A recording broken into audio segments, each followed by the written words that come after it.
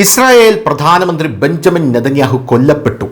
ഈ റിപ്പോർട്ടുകളാണ് 2 ദിവസം മുമ്പ് ഇറാൻ മാധ്യമങ്ങളിലെല്ലാം പടർന്നു പന്തലിച്ചു കൊണ്ടിരുന്നത്.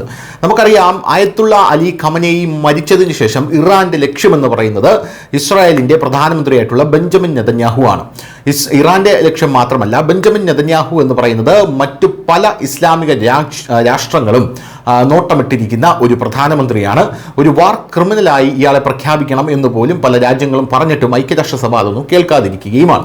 പക്ഷേ ഇത്തവണ കാര്യങ്ങൾ ഒരു പടി കൂടെ കടന്ന് ബെഞ്ചമിൻ നെതന്യാഹു കൊല്ലപ്പെട്ടു എന്നുള്ള റിപ്പോർട്ടുകൾ വരെ കാര്യങ്ങളിലേക്ക് എത്തിയിട്ടുണ്ട്.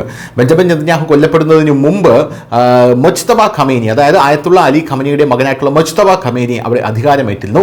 ആ മുജ്തബ ഖമേനി കൊല്ലപ്പെട്ടു എന്നുള്ള റിപ്പോർട്ടുകൾ പല മാധ്യമങ്ങളിലും വന്നു. ഇതിനുശേഷമാണ് ബെഞ്ചമിൻ നെതന്യാഹുവിനെ മാധ്യമങ്ങളെല്ലാം ചേർന്ന് കൊലപ്പെടുത്തിയത്. പക്ഷേ ഇപ്പോൾ ഇസ്രായേലിന്റെ ഒരു വിശദീകരണം വന്നിരിക്കുകയാണ്. പക്ഷേ നെതന്യാഹു എവിടെയാണ് എന്നുള്ള ചോദ്യമാണ് പല ആൾക്കാരും ഉന്നയിക്കുന്നത്. ഇസ്രായേൽ ഇപ്പോൾ പറയുന്നത് ഇറാനും ഇസ്രായേലും തമ്മിൽ നടന്നുകൊണ്ടിരിക്കുന്ന രൂക്ഷമായ യുദ്ധത്തിനിടയിൽ സോഷ്യൽ മീഡിയയിൽ ഒരു ഞെട്ടിപ്പിക്കുന്ന അവകാശവാദമാണ് ഇപ്പോൾ വൈറലാകുന്നത്. ഇറാനിയൻ ആക്രമണത്തിൽ ഇസ്രായേൽ പ്രധാനമന്ത്രി ബെഞ്ചമിൻ നെതന്യാഹു കൊല്ലപ്പെട്ടു എന്നാണ് അവകാശവാദം. ഇറാന്റെ റവല്യൂഷണറി ഗാർഡ്സ് IRGC ഭയാനകരമായിട്ടുള്ള ഒരു ഭീഷണി പുറപ്പെടുവിച്ചതോടെ ഈ അഭ്യൂഹങ്ങൾക്ക് കൂടുതൽ ശക്തി ലഭിച്ചു എന്നുള്ളതാണ് പ്രധാനപ്പെട്ട കാര്യം. നെതന്യാഹുവിനെ കുറിച്ച് IRGC വലിയ ഭീഷണിയാണ് നടത്തിയത്. ഞായറാഴ്ച IRGC ഒരു ഔദ്യോഗിക പ്രസ്താവന പുറത്തിറക്കി. കുറ്റവാളി സയനിസ്റ്റ് പ്രധാനമന്ത്രി ഇപ്പോഴും ജീവിച്ചിരിപ്പുണ്ടെങ്കിൽ ഞങ്ങൾ അദ്ദേഹത്തെ എല്ലാ ശക്തിയോടെയും തുടർന്ന് കൊല്ലും.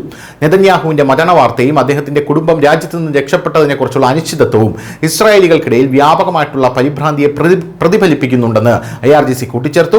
നെതന്യാഹു വളരെ കാലമായ ഒരു സുരക്ഷാ യോഗങ്ങളിലോ പൊതുപരിപാടികളിലോ പങ്കെടുത്തിട്ടില്ലെന്ന വസ്തുത ഈ സംശയങ്ങൾ കൂടുതൽ ശക്തിപ്പെടുത്തുകയുമാണ്. ഈ സംശയങ്ങൾക്കൊടുവിലാണ് നെതന്യാഹു എവിടെ പോയി എന്നുള്ളൊരു ചോദ്യം ഇസ്രായേൽ ജനത തന്നെ ഇപ്പോൾ ഉയർത്തുന്നത്. ഈ കിംവദന്തികൾക്കിടയിൽ കഴിഞ്ഞ വെള്ളിയാഴ്ച മാർച്ച് 13 നെതന്യാഹുവിന്റെ എക്സ് അക്കൗണ്ടിൽ ഒരു പത്രസമ്മേളനത്തിന്റെ വീഡിയോ വന്നു. ഈ വീഡിയോ കണ്ടതിനു ശേഷം സോഷ്യൽ മീഡിയ ഉപയോക്താക്കൾ വീഡിയോയുടെ 35-ാം സെക്കൻഡിൽ നെതന്യാഹു കൈ ഉയർത്തുമ്പോൾ അദ്ദേഹത്തിന്റെ ചെറുവിരലിന് സമീപം ഒരു അധിക മാംസകഷ്ണം കാണപ്പെട്ടു എന്ന് അവകാശപ്പെട്ടു.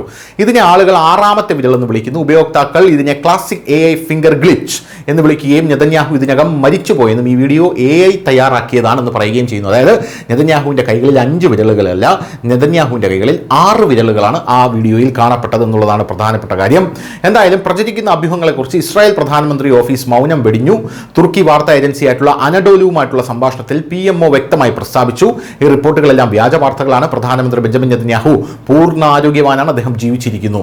ഈ വീഡിയോയിലൂടെ ഇറാന്റെ പുതിയ പരമോന്നത നേതാവ് മുജ്തബ ഖമേനി ആക്രമിച്ചുകൊണ്ട് നെതന്യാഹു പറഞ്ഞു, ഞങ്ങൾ ഇറാനെയും ഹിസ്ബുള്ളയും തകർക്കും എന്ന്. എന്തായാലും സാങ്കേതിക അന്വേഷണവും വസ്തുതാ പരിശോധനയും അനുസരിച്ച് ഈ വീഡിയോ യഥാർത്ഥമാണെന്നും ഇസ്രായേൽ സർക്കാരിന്റെ ഔദ്യോഗിക യൂട്യൂബ് ചാനലുമാണ് ഇത് ലഭ്യമായത്. വീഡിയോയിൽ കാണുന്ന 6ാമത്തെ വിരൽ ക്യാമറ ആംഗിളിന്റെയോ ലൈറ്റിംഗിന്റെയോ ഫലമായിരിക്കാം എന്നാണ് ഇപ്പോൾ വിദഗ്ധർ പറയുന്നത്. എന്തായാലും ബെഞ്ചമിൻ നെതന്യാഹു മരിച്ചിട്ടില്ല, ഇപ്പോഴും ജീവിച്ചിരിപ്പുണ്ട്. News desk news India Malayalam.